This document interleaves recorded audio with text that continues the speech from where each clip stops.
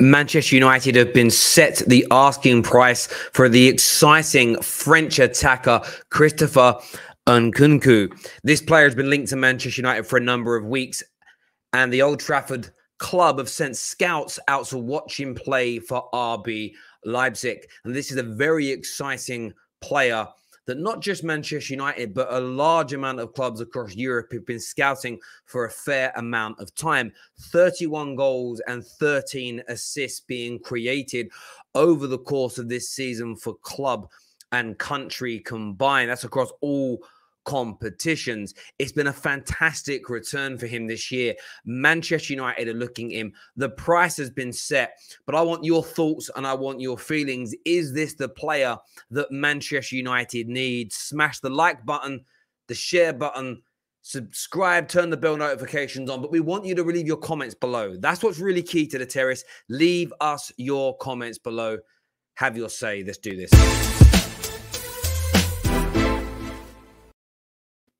Lots of media reports suggesting that RB Leipzig are prepared to sell Christopher Nkunku this summer.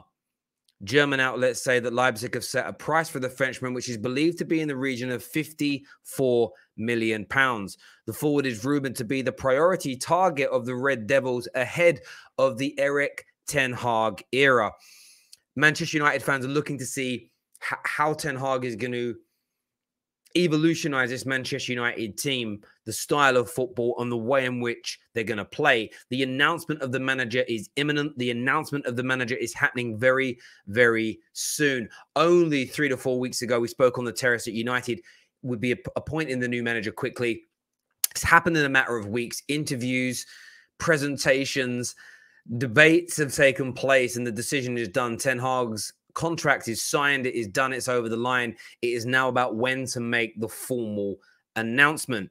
But when you look at Nkunku, what an exciting prospect he is. Now remember, this is a player that Man United were not scouting and not looking at until Ralf Rangnick arrived. He's a player that Ten Hag has endorsed, a player that Ten Hag has said absolutely fits what I want him to do. But what about him? What do we know about this individual? Well, for me, when I look at players, I don't really care about the starting position. I don't really care about where Wikipedia or FIFA or any even fans say they start. I don't care whether you start central in the kind of secondary striker role, start left, start right.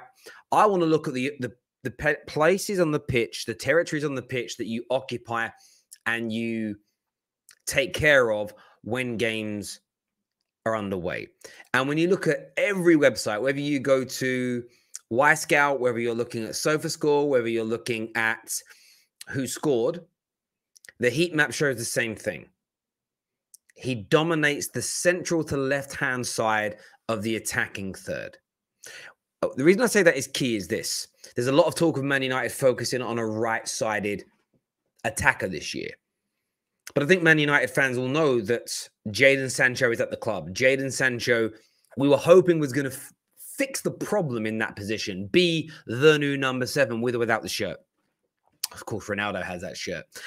The shirt number is irrelevant. The position is key. The number 7 position, that the right-sided attacker is key. That's moved away in contemporary times to being an inside forward as opposed to a winger. But we thought that was going to be Sancho. However, Anthony Martial didn't want to remain. He left. Marcus Rashford, whose preferred position is generally the left-hand side of the attack, has been abysmal all season, cannot get into the first team. This has seen Jadon Sancho spend a large amount of this season on that left-hand side. What I think is very key and stands out massively here, when you look at the potential signing here of Christopher Nkunku, is the fact that he dominates that left-hand side. This is somebody that Ten Hag and Man United are looking at as being the potential replacement for Anthony Martial, and of course, to keep Marcus Rashford out of the team if his form doesn't improve. Thus allowing us to put Jadon Sancho, for me, into his best position. He can play central. He can play on that left-hand side. These things are doable. But I want him on the right. The lack of balance, the lack of attacks that come down Man United's right-hand side is horrendous. It really is horrendous.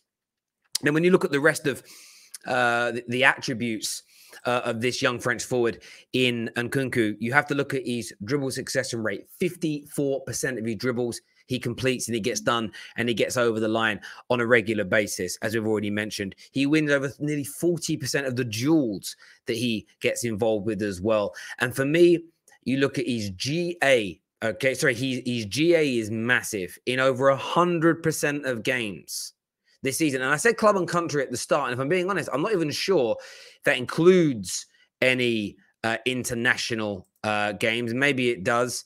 I'm just actually clicking on here, world friendlies. No, actually, I'm an idiot here. No, yeah, there's a couple of games that he's played for France. He hasn't actually scored here. But there we go, 5-0 against South Africa, 2-0 against the Ivory Coast. I'm not even sure if he played in those games. He played a few minutes.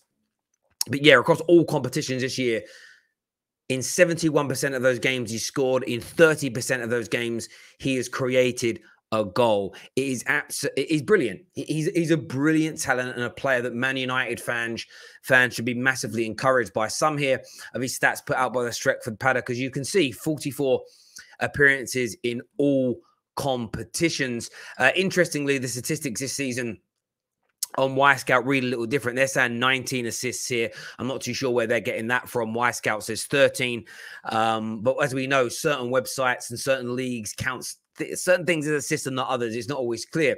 But as you can see, 7 goals and 2 assists in 6 Champions League games as well, and 3 times the Bundesliga player of the month. Now, what's also key is that he was recruited by Ralf Rangnick in 2019.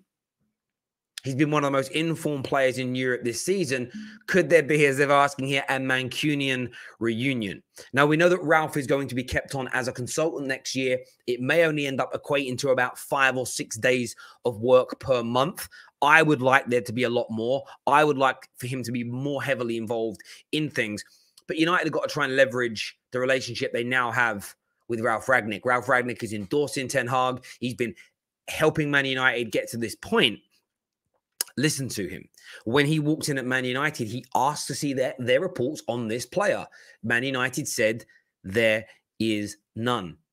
And as already pointed out, this is one of the most exciting up-and-coming players in European football. Without a shadow of a doubt, there is so much quality in this man. It is unreal. Now, what's really intriguing when you say young and up-and-coming is this. He's 24 years of age. He's going to be 25 next season. So he's one of those players who maybe to the naked eye appears, he is young. 24, by the way, is still young. You've got 10 years of your career left, the majority of your career left.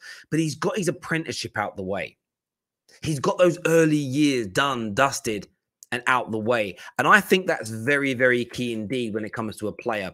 Because what that tells you is that he's not going to be an 18, 19-year-old who's getting homesick. This guy has played for Paris Saint-Germain. He has played for RB Leipzig. He has played over 233 games in his career already. But it's been the last 12 to 18 months where he's come alive, where he has gone to that next level. This is a great opportunity and a great time to strike.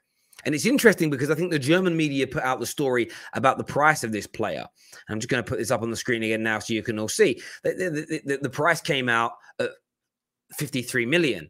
It's kind of the English aggregators and media that have said, hang on a minute, 53 million. That sounds like a bit of a snip for a player with 40 plus goal contributions this season. That feels like a no-brainer to many, many people. And it certainly does for me. Having watched a fair amount of footage, what I'm going to say is this. He's strong, but he's light.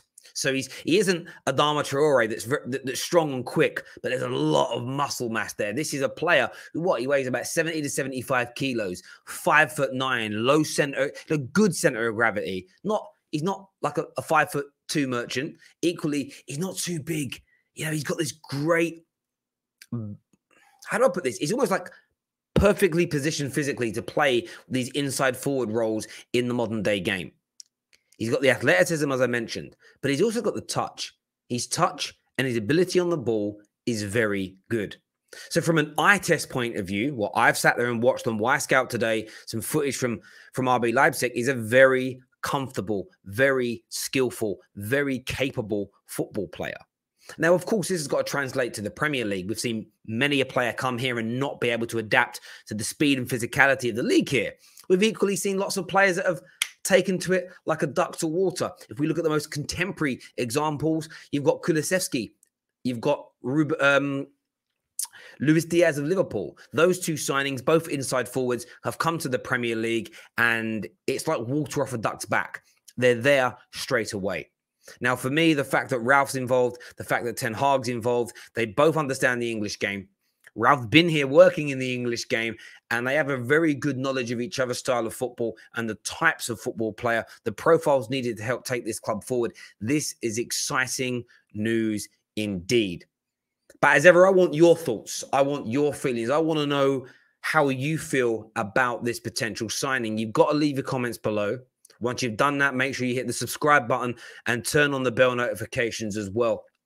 We also have a group chat, which is in the link to join the group chat is in our description below. So you get notifications for all the content we have coming out, especially over the transfer window. We don't want you to miss out. We've got some big things and some brand new shows planned for you as well. So we want to keep you abreast of everything that's going on. But Christopher Nkunku, I'm now saying it wrong.